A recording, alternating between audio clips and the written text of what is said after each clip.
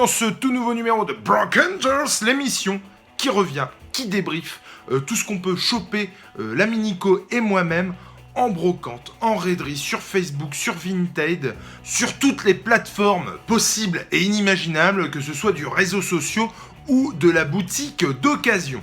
Et autant vous dire que ce mois de septembre, puisque j'enregistre là début octobre, a été prolifique un max. Et alors pour la bonne et simple raison que c'est au cours de ce mois-ci qu'a eu lieu mon anniversaire. Du coup, bah forcément, j'ai envie de dire qui dit rentrée d'argent, qui dit sortie surtout d'argent, puisque bah, je me suis fait plaisir et j'ai pu acheter comme ça d'occasion régulièrement au cours de ce mois de septembre.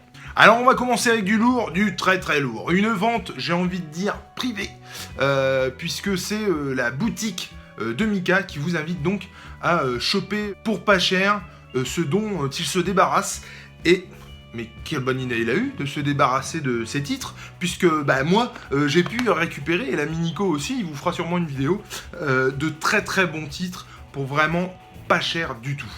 J'ai chopé donc Maestro, édité chez iComics, qui... à n'en pas douter, est mortel vu tous les retours que j'ai pu avoir sur ce titre. Donc voilà, je crois qu'il est, ouais c'est ça, 17,90€ dans le commerce. J'ai pu le choper à 9€ et j'en suis très content. Il était sur ma liste, il n'y est plus. Ensuite, vous connaissez notre désamour, j'ai envie de dire, pour les 4 fantastiques et leur retour. Si vous nous suivez, on a fait la rencontre du deuxième type là-dessus et on était très déçus avec l'ami Nico sur le retour des 4F et bah ouais, ça me saoule un peu. Pour le coup, j'ai eu en revanche de très bons retours sur Marvel 2-in-1 et il me fallait ces titres qui sont apparemment très bons et en tout cas beaucoup mieux que Forever. Quel titre de merde. Donc, Marvel 2-in-1, alors ça c'est le numéro 2 en l'occurrence. Qui dit numéro 2 dit forcément numéro 1. Et j'ai donc chopé les deux Marvel 2-in-1 pour 20 balles. Voilà, 20 balles les deux.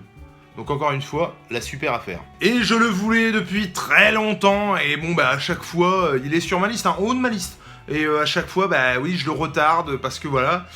Bon bah là j'ai craqué, je ne pouvais pas faire autrement. L'intégrale de Bloodshot, un pavé de malade, je ne sais pas si je peux vous dire le nombre de pages. Donc on est avant les bonus, d'accord ? Il fait 834 pages, donc je pense vraiment qu'on est au moins sur du 850 pages à 49€ quand vous l'achetez en boutique. Hein. Et ben moi je l'ai chopé à 30 balles. 30 balles l'intégrale de Bloodshot, dans un état impeccable. Je sens que je vais me régaler avant d'entamer la série de Jeff Lemire sur Bloodshot Reborn qui a l'air mortel.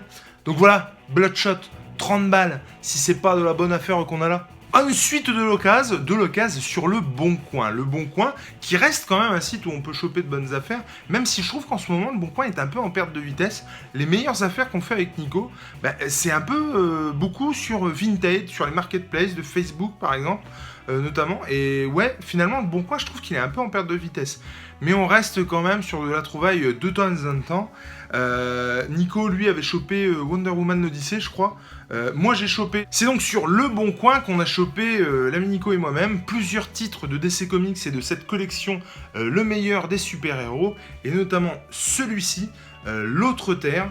Ça faisait un moment, j'avais vu qu'il était dans cette collecte, et ça faisait un moment que j'avais vraiment envie de lire ça. Alors déjà parce que c'est du Grant Morrison, et pour le coup, j'ai pas beaucoup lu de Grant Morrison, à part sur les X-Men, et très bon run d'ailleurs sur les X-Men, enfin moi j'avais beaucoup aimé de ce que j'ai lu. Et pour le coup, j'avais vraiment envie de lire du Grant Morrison sur DC. J'avais pas forcément envie de me taper les Batman à acheter par exemple.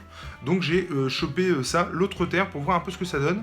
Et j'espère ne pas dire de bêtises, mais les dessins sont de Frank Quitely.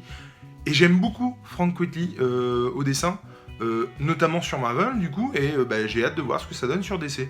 Et ensuite, j'ai chopé du Justice League année 1, voilà, les 2 tomes, hein, donc encore une fois, 4€ le tome.